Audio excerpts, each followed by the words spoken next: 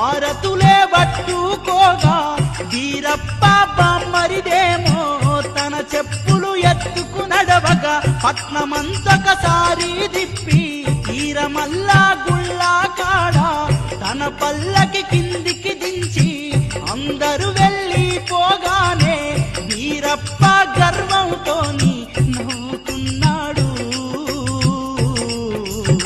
ఒంటి స్తంభం మేడ కాడికి చేరుకున్నాడు. కామరతిని తన గొంగడిలో ఎత్తుకొని